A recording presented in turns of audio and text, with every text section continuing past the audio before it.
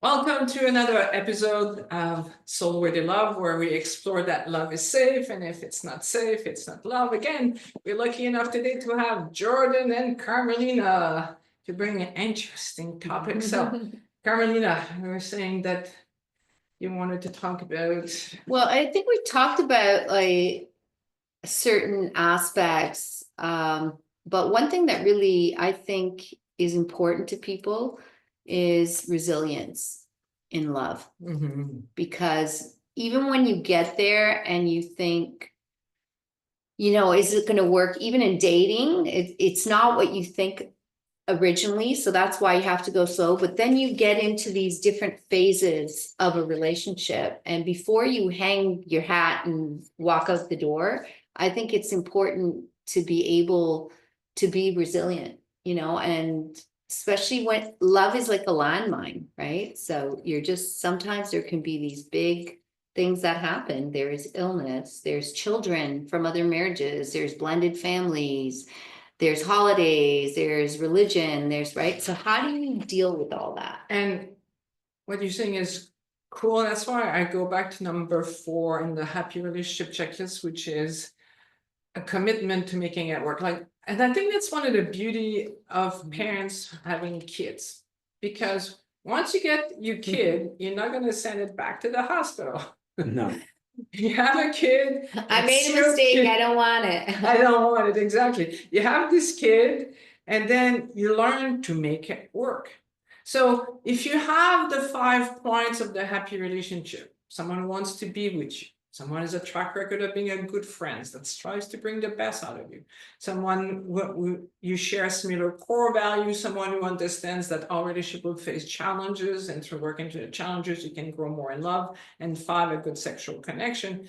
The more you have everything else, it's the commitment to making it work that makes it work. And I'm going to say something that's funny for women, maybe men, but the beauty of women having period is we know the power of hormones. And then before your period comes, you go, you're watching a commercial, you start crying, and then you go, oh, look at that. This is not the truth.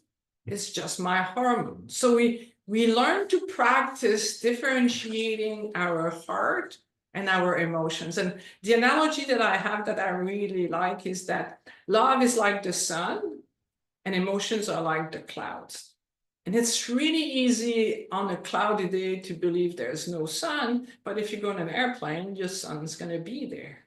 So even when you're experiencing emotions in a relationship, it doesn't mean you don't love each other anymore.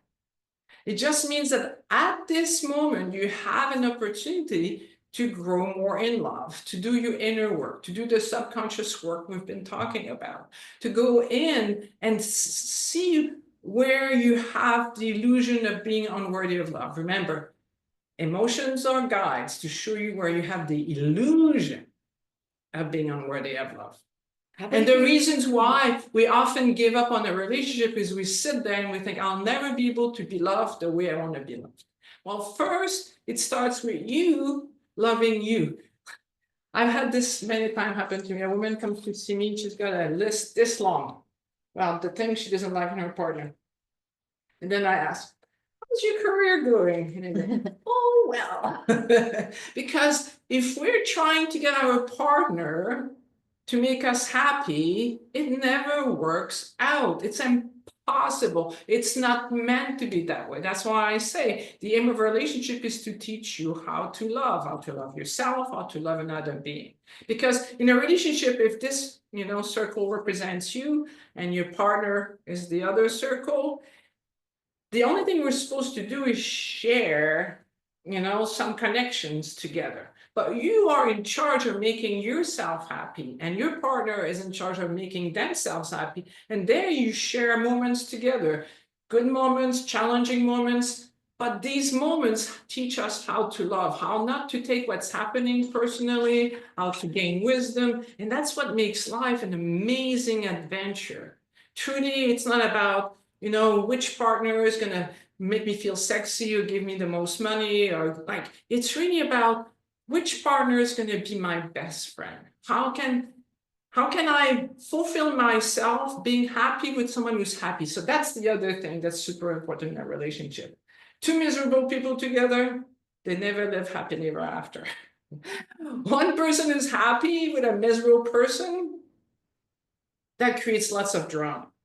And often the happy person stays with an unhappy person because deep down there's still something that makes them believe that unless I take care of somebody else, they're gonna leave me. So the key secret to being happy, if you're online dating right now, I highly recommend that that you're looking for someone who's happy with their life and make yourself happy with your life. Take the time to ask, who am I? Why am I here? Where am I going?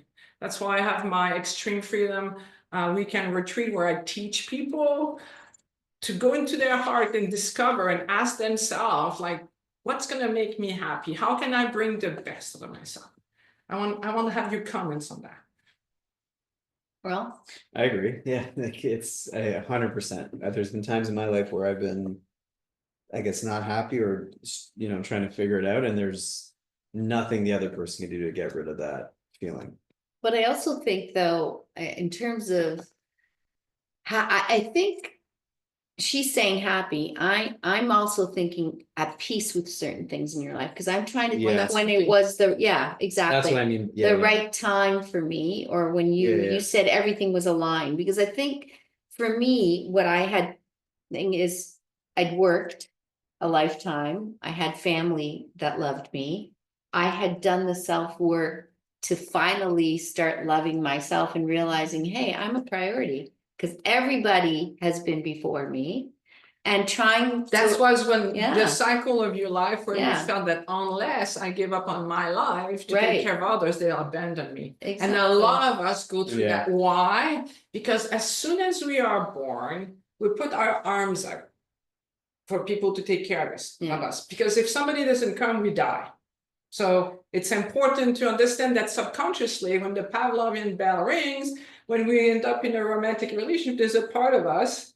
When I don't feel happy, when I'm scared, I want my partner to take care of me. And if I'm afraid that unless I'm super sweet, super nice, they're going to abandon me, this is when you lose yourself into a relationship. And we all create stories that something is wrong with us. Why? Because as a baby, when the world reacts to you in a way that you like, you feel worthy of love. I'm king or queen of the world. I can have anything. But when the world is not reacting to you the way you want, because the world is busy with their own drama, now you start creating stories. That's why it's important to know that your essence is love. You're worthy of love, whether people are reacting to you the way you like or dislike. But we create plenty of opportunities for ourselves to create the story that we are unworthy of love. And unless we overgive of ourselves, they're going to abandon us. And I find there are two stages to human development. The first one is the unconscious, asleep, infantile stage. And then there's the conscious, awakened, mature stage. I call stage one the boot camp. Everybody goes through the boot camp. And then we have stage two, which I call creating heaven on earth. And the difference between stage one and stage two is in stage one, you get your sense of self from the way the world reacts to you. So the fuel in stage one is fear. And so what we do is we run away from pain towards pleasure, trying to compensate for how inadequate we are subconsciously. And if you're listening to this and you resonate with this work that we're talking about right now, is because there's a part of you that's ready to go into stage two. And the fuel in stage two is inspiration.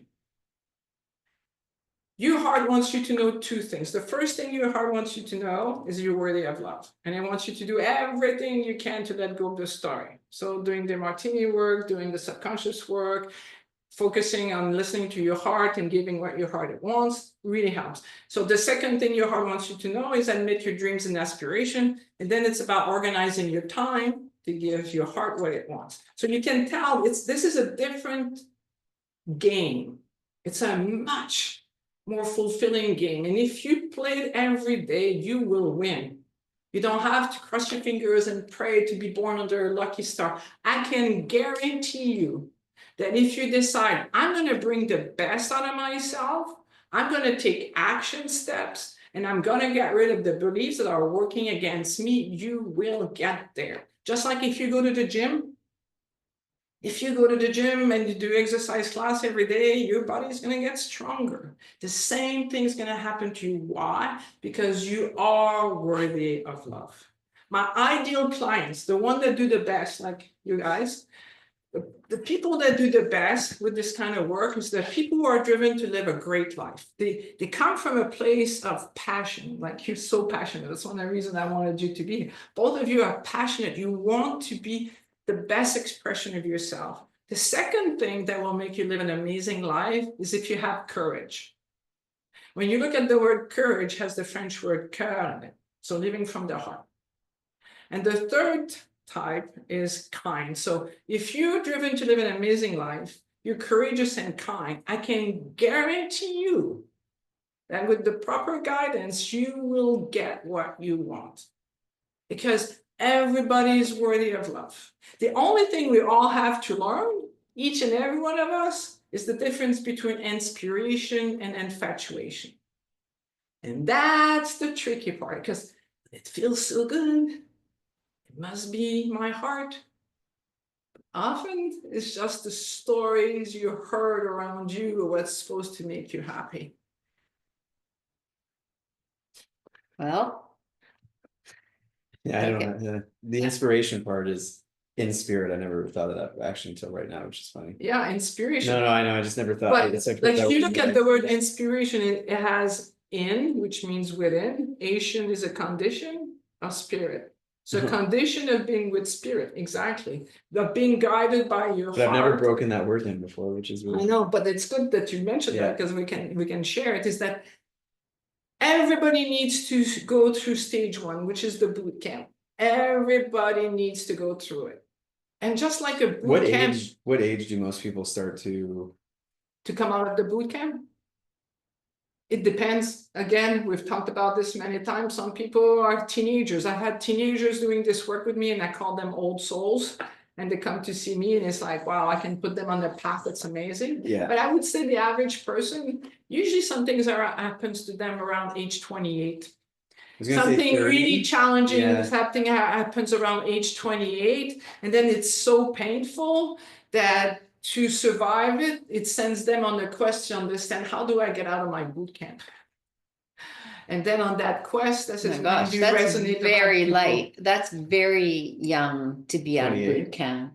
I would say 28. You're just getting started. No, most people, I agree with Lise. Most people I've noticed go through a spiritual awakening, whatever you want to call it, seem to be between 28 and like 33. Yeah. Interesting. It's like I don't know what happens at that age. In astrology, it's Saturn return. I don't believe you're out of boot camp then. No, I think you're starting to But realize it you have sends you on to, the like, quest. It sends you on the quest to understand that. we're always in boot camp in some way, but it's like I think it's you start to realize that there even is a boot camp is around that age. Like what because whether you're successful financially and you've done it all, you hit a point of like, wait, what's the point of all this? Yeah. Or if it's like you feel you're lacking, you know, I think that age group, it's like you're supposed to have kids and a family by then. So if you don't, why am I lacking in this? I think that 28 to like 33 is like a big. Or by the time you get to the big 3 year, you go, man, because I find in our 20s and 30s, we feel there's somewhere I need to get to. And you're looking for that place you need to get to that's going to make you happy. By the time you get 50, you go, I'm at the place I'm supposed to get. It's not gonna change. So what can I change is my way of being with it. But around 28, 30, that's when it starts to happen. It's usually, and for working with, I've literally worked with thousands of people one-on-one. Around age 28, a lot of people experience a crisis that sends them on the path to asking questions. So again, thank you for listening. Thank you for being there. And if you have comments, questions, please put them below. And please be kind again. And remember that love is safe. And if it's not safe, it's not love. And share it with other people. We would love to create a movement of helping people know that they're worthy of love. Bye for now. Okay, everybody. You have to wait before you. Oh. It's too late now. I'll try to cut that out. But no, most people, even. You're not in the picture. You have to be No, I'm in that careful. one though, no? Look.